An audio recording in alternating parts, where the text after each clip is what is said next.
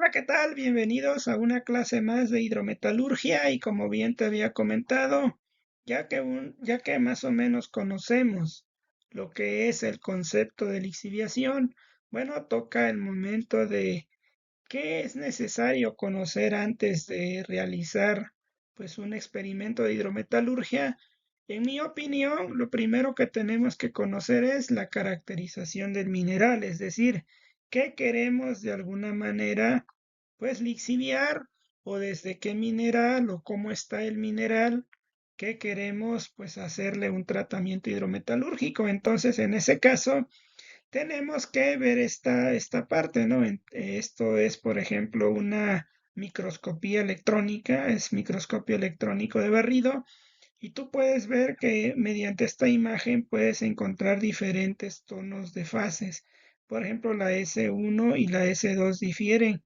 La S2 es un poco más rugosa, o sea, podemos ver la morfología de las muestras, y la S1 pues la vemos lisa.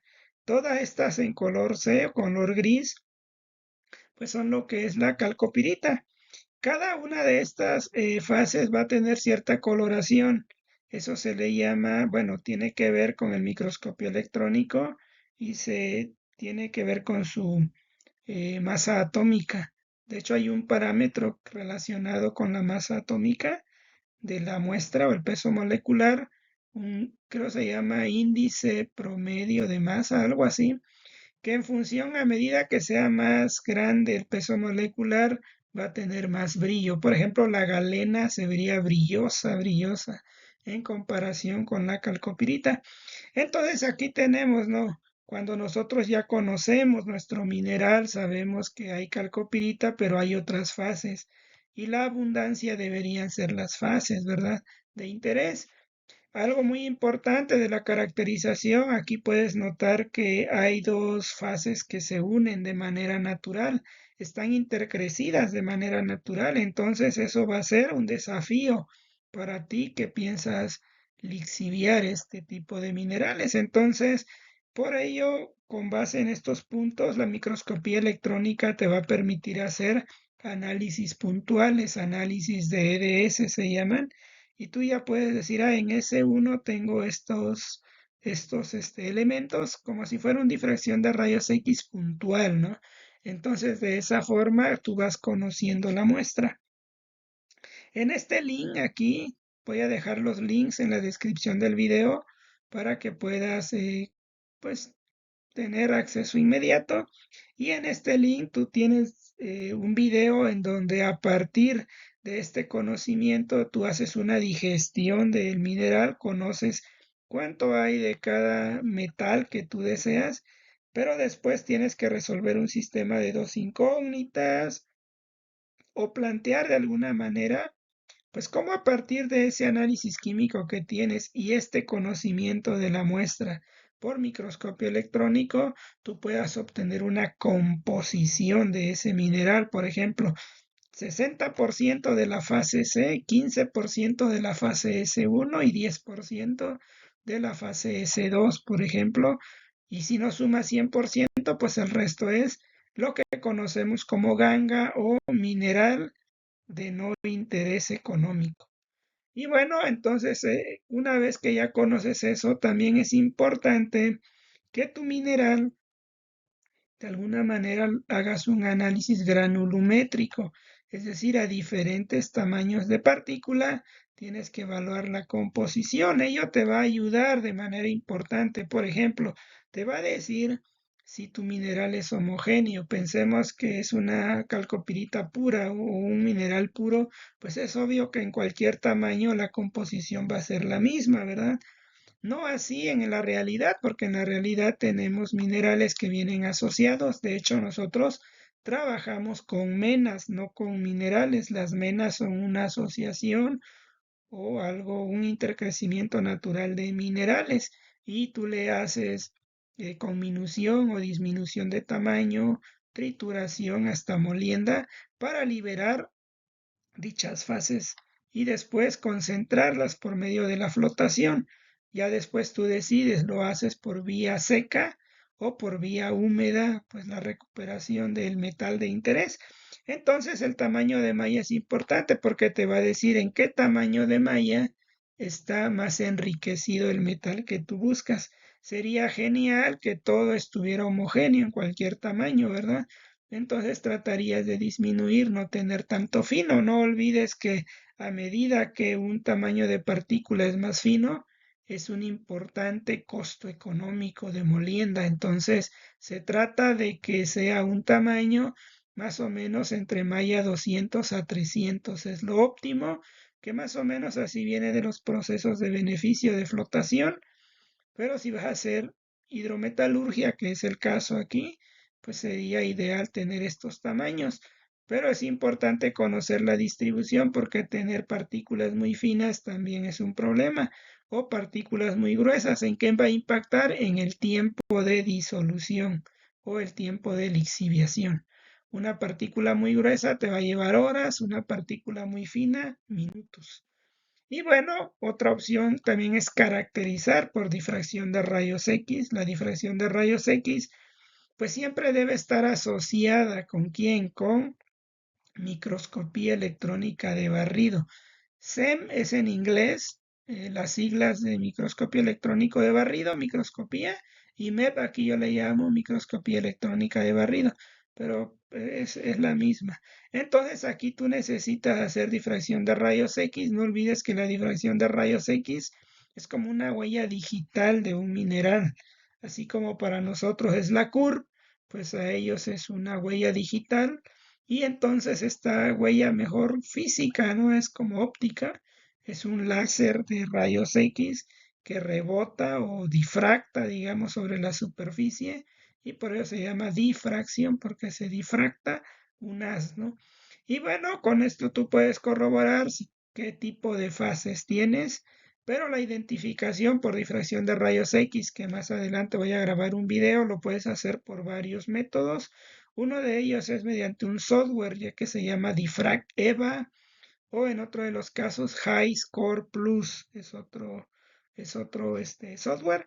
Y bueno, en ese sentido, pues esto también te va a ayudar, pero si esto se acopla con microscopía electrónica, es mucho mejor. Otra técnica que tú puedes utilizar se llama fluorescencia de rayos X.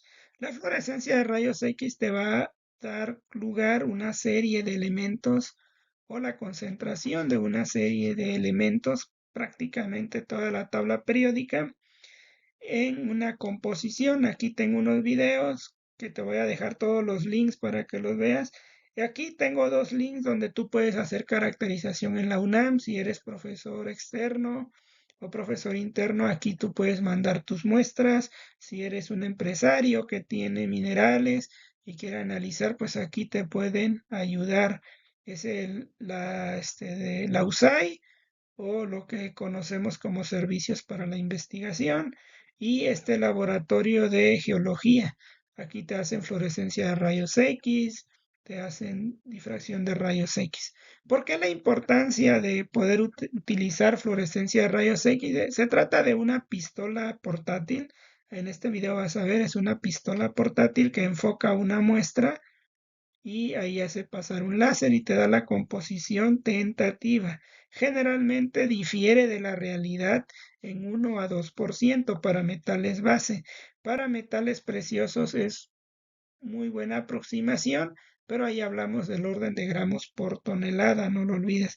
Y bueno, como te comentaba, aquí es muy importante conocer cómo está la distribución de un metal en diferentes tamaños, porque necesitamos siempre tener una idea de cuánto es el P80 o el P50 de una muestra para decir en qué tamaño está distribuido el 50 u 80% de nuestra muestra total.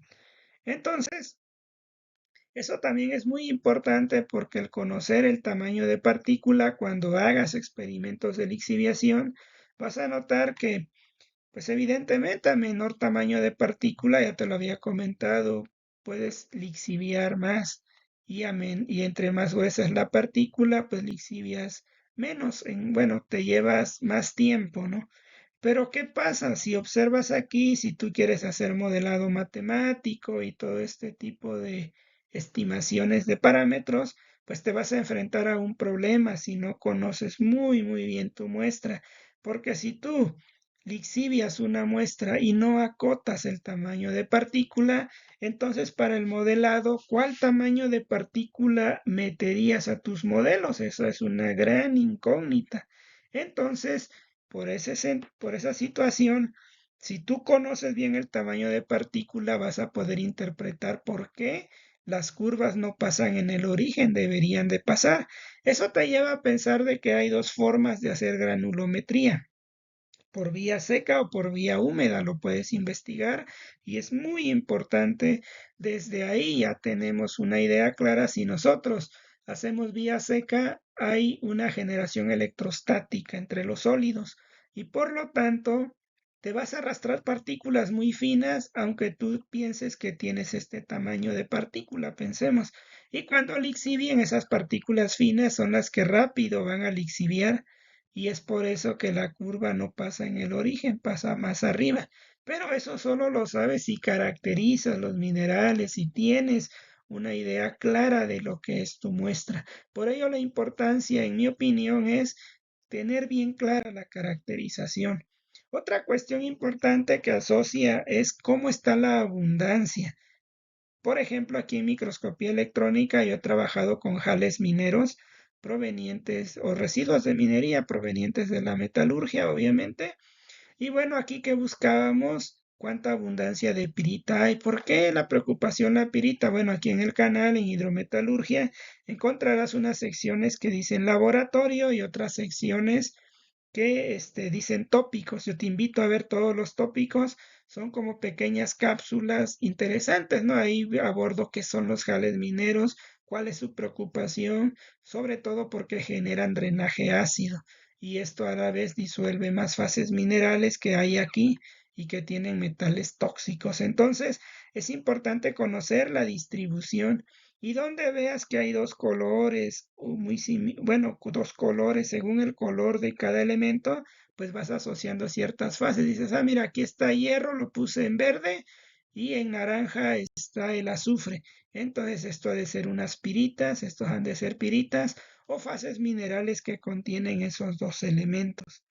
Bueno, también te va a ayudar el microscopio electrónico a saber cómo está asociado esto, porque aquí en estas micrografías que te muestro del microscopio, haz de cuenta que tú ensamblaste una sandía en una pasta y haces un corte a la pasta, obviamente cortas la sandía y estás viendo la cuestión transversal. ¿Sí? O perpendicular al corte. ¿Y qué estás viendo acá? Cortes. Entonces, fíjate, si está el corte aquí, estos puntos que están aquí son piritas. Entonces dices, bueno, hay una abundancia importante de pirita en estos residuos, pueden ser un problema para el ambiente, claro, pero ¿qué pasa si están ocluidos? Esto es un corte y aquí están insertadas estas piritas. Entonces ahí ya cambia el panorama, ¿no? Dices, bueno, en realidad si estas fases que están aquí son silicatos difíciles de oxidar y son una barrera a la difusión de tu reactivo lixiviante. Y si tú quisieras lixiviar pirita, pues sería un poco complicado, ¿no? Entonces, todo este tipo de análisis te va a ayudar antes de hacer hidrometalurgia. ¿Por qué? Porque vas a ir conociendo más tu muestra. Y bueno, para finalizar, aquí hay un libro que se llama Cinética de los procesos metalúrgicos de Hong Yong. Y bueno, ¿qué variables importantes son? Bueno, pues te invito a que antes de hacer hidrometalurgia observes en un microscopio, antes de meter tu mineral, qué hay, si sedimenta, cuál es el tamaño de partícula que metiste, qué forma tiene tu mineral. En realidad tiende a una esfera, como a veces se supone en los modelos matemáticos, o cómo está, porque tienes que conocer eso. ¿Qué composición tiene? ¿Es homogéneo? Es decir, en todas las fracciones de diferentes tamaños hay una misma composición o es heterogéneo, porque de ello va a depender cómo vas a evaluar la cantidad que lixiviaste. Si es homogéneo, no va a haber tanto problema. Lo que hayas lixiviado en el medio, que se encuentra en el medio líquido, pues lo divides entre lo que tú agregaste en forma sólida a una composición dada. Pero si no lo es un problema más complicado, entonces todo ello te ayuda. Calcular la densidad te va a servir porque puedes ver si la partícula sigue siendo la misma o se va modificando. El análisis del área superficial, puedes hacerles tamaños de poros si tu muestra es porosa. La mojabilidad tiene que ver con el ángulo de contacto, que también va a interactuar el medio líquido con la superficie. Entonces, todo este tipo de cosas son muy importantes antes de hacer hidrometalurgia o un experimento de lixiviación. Bueno, pues espero te haya gustado el video. Por favor, regálame un comentario y opina tú si eres un experto en el área de la metalurgia, eres una persona que trabaja en planta, ¿qué tanto le dan seguimiento a este tipo de parámetros? Nos vemos, saludos.